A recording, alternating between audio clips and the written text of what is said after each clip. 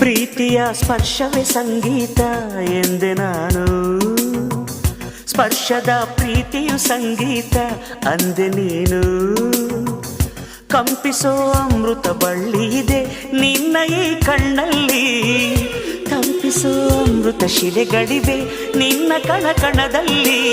ತಾಜ ಮಹಲ ಕರಗಿಸಿ ಎರಕ ಹೊಯ್ದ ರೂಪಸಿ, ಹೊಗಳ ಮಾತುಗಳಲ್ಲವೇ ಅಲ್ಲ.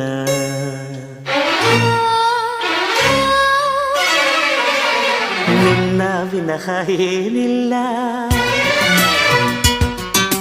ಪುನಃ ಪುನಃ ಕೇಳಿ